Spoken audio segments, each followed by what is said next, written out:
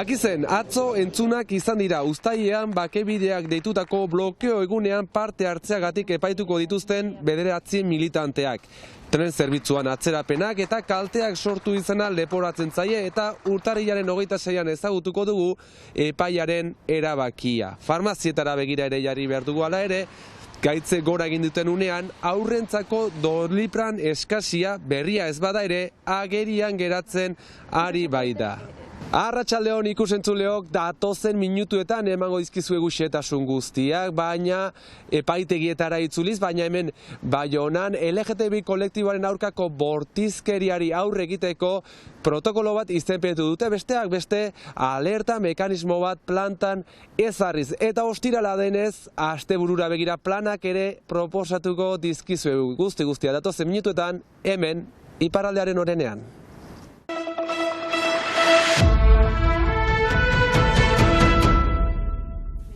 Bederatzi lagun epaitu dituzte Akizen bakebideak uztailaren 23an deitu zuen blokeo egunean trenbidea blokeatzea egotzita.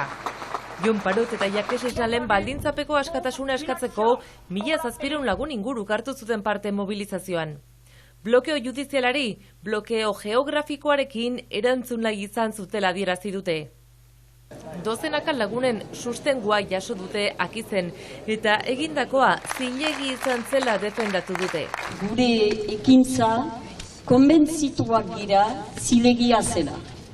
Beaz, hori defendituko dugu guk bururaino. Gurea zilegia zen, menan zilegia baino gehiago behartua zen olako zerbait gerta zedin. Abokatuek premiazko egoera izeneko artikulua inbokatu dute Jon Parot eta Jakes Esnalen heriotza penala ekiditeko azaldu dutenez. On peut mener une action illégale mais qui devient légitime. Ekintza ilegal bat zilegi bilaka daiteke helburua legitimoa denean. Hori esan nahi du premiazko egoera horrek. Eta ezin genuen gehiago egon borondate politiko baten zain, eta borondate politiko hori behartu behar genuen, ahmagabetzearekin egin genuen bezala. Daniel Otzomendi elkargoko turismo arduradunak lekuko gisa deklaratu du, eta mobilizazioa uda betean izanik aktore guztiak jakinean zeudela esan du, baita sektore ekonomiko eta osasungintzakoak ere elkarrekin prestatu zutela dispositiboa eta denak jakinaren gainean zirela. Lekuko gitza deklaratu du baita ere Jan Etxegarai elkargoko presidenteak eta bake prozesuaren testu ingurua azaldu dio epaileari. 2011tik Aieteko nazioarteko konferentziatik hasi eta gaur egunera bake prozesuan egindako lana laburbildu du epailearen aitzinean. Gizarte zibilak etaren armagabetzean izandako papera azaldu eta blokeo eguna horren jarraipen gisa aurkeztu du. Fiskalak, Ane Kaianak, Baionako fiskaloiak tesi horrekin bat egin du eta egintza baketsua izan zela azpimarratu du. Uste baino zigor eskaera apalagoa egin du 1.500 euro gibelapenarekin, alegia ez lukete ordaindu beharko baldin eta berriro kondenatuak izango balira. Orduan gehituko litzaiekeen kopurua. Baina hala ere gu kontutan hartzen duguna da kontekstua. Kontekstuan ados girela. Eta fiskaltzak gaur adierazi duena da kontekstuarekin ados dagoela eta horren izenean ere eskatzen dituen kondenak ez dira eskatuko zituenak beste afera batentzat. SNCF tren konpainiak 3.300 lagun kaltetu zirela argudiatu du epaiketan eta 160.000 euro baino gehiagoko kalte ordainak eskatu ditu, baina beste auzi baterako utzi dute eskaera hau. Akizeko saioa epaiaren zain geratu da eta urtarrilaren 26an jakinaraziko da.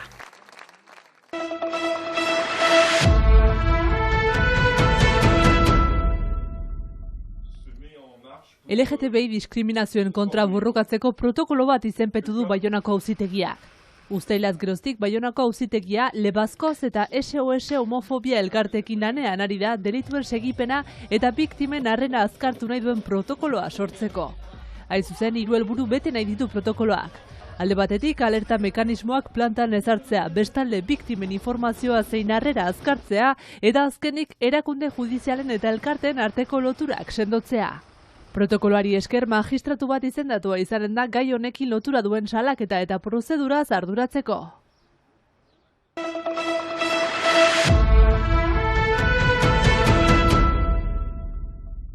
Honela daude aurrentzako parazetamolarekin beteta egon beharko luketen apalategiak iparraldeko farmazia batzuetan. Badira hilabeteak Dolipran sendagaiaren eskasia sentitzen hasiak direla profesionalak.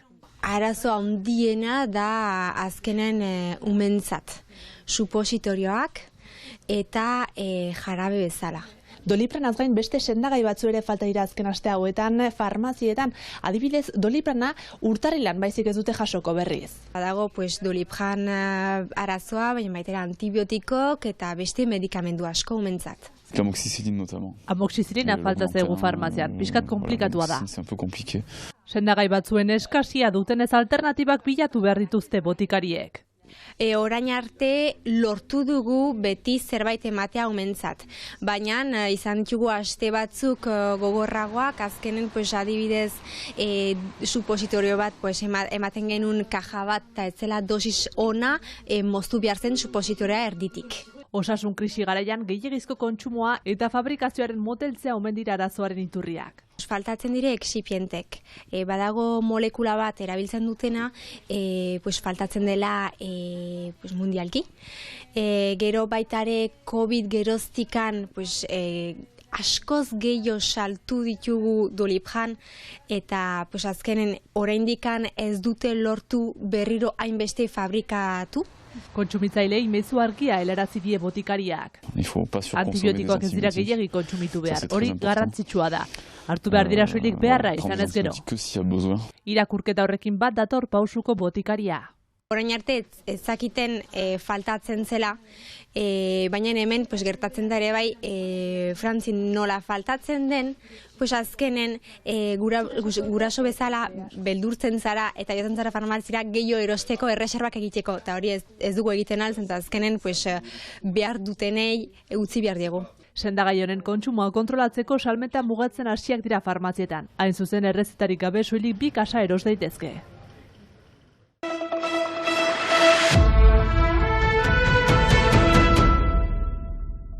Ikusentzuleok ostirala da eta ostirala denez, astero bezala planak proposatuko dizkizugu. Gogoratu igandean Euskal Herriko bertsolari finala dugula. Bertan 2 lapurtar izango ditugu, Amets Arzaius eta Sustrai Kolina, baina hortik haratago ere hemen bertan baditugu planak. Gaur bertan ostiralean hasita eta Baionatik bertatik Jurre hainbat kontzertu proposatuko dizkizugu. Gaur arratsaldean baditugu Zizpa gaztetxean, ezta? Hori da, Zizpa gaztetxean negu gaua antolatu dute, gaualdia 7:00 hasiko da eta 3 talde igoko dira holtza gainera, Luxi, Abia eta Anari entzuzen.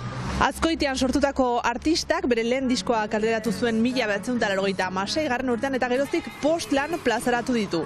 Abendu hasieran Anari bandak bira amaiera iragarri zuen eta Baionako kontzertua azken lehen emanaldia izango da. Banda abenduaren 26an eskiniko duelako bere azken kontzertua. Beraz jakin behar da gaualdi esan bezala 7:00 hasiko dela eta sarrera 8 eurotan izango dela.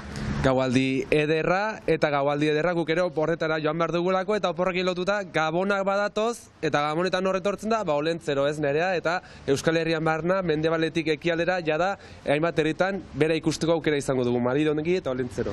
Hori da, Olentzero eta Maridomingi iristeko atzera kontu hasi da eta egia esan Ipar Euskal Herriko txoko guztietara iritsiko da eta ia txoko guztietan asteburu honetan beraz plana Maridomingi eta Olentzerorekin errepaso bat egitearren azkainen gaur arratsaldeko 5:00, Senperen ere gaur 6:00, Larreko gelan, Uztaritzen baita ere, Bardozeko plazan 7:00 goiti, larun batean hau da bihar, Bidarten 2:00, Lekuinen 3:00, Irisarrin 5:00, Siberuan ere Atarratzen, Azparnen Sara ere gogoratu behar dugu, bertan ere izanen dira Olentzero eta Maridomingi, eta hala ere jendetsuena ziurrenik, zita jendetsuena hemengo izango da, Baionakoa, Lapurdiko hiriburukoa bihar arratsaldeko 3:00, Errobin Behera, Ikazkina helduko da Xaokaiarat Ibaialdeko traineruekin, berdenboran aturritik Euskal Jut taldeko arraunlariek Maridomingi karriko dute, hurbilduko dute Olentzeroren gara eta usaian bezala hiriko eskola elebidun eta ikastoletako aurren kantuek errezibituko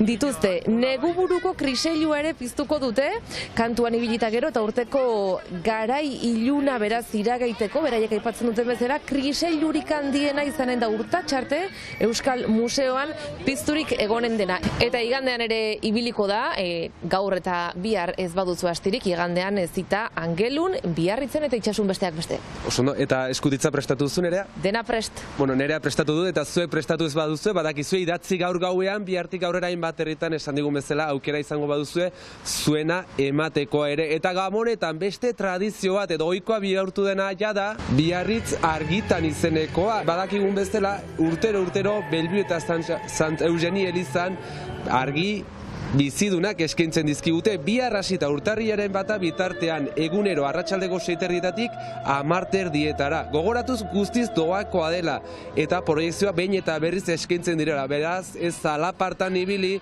eguna baditugu eta hartu denbora gozatzeko. Gainera, horrez gain argikin jarraituz, Baionan bertan ere argituko da bihar zerua, joan den larun batean bezala, larun bat honetan ere arratsaldeko 7:00 argitxoa botako bai dituzte zerura, beraz, Gabonetako argiez gozatzeko parada asteburunetan, bai bederen Baionan eta Biarritzen. Eta gaur, saioa agurtzeko, igandean itzuliko gara astekariarekin eta bien bitartean, Abian taldearen musikarekin utziko zaituztegu. Ikusentzuleok, asteburuna izan eta igandera arte. Animalia naiz eta, animalia naiz eta, animalia naiz eta, animalia naiz eta, animalia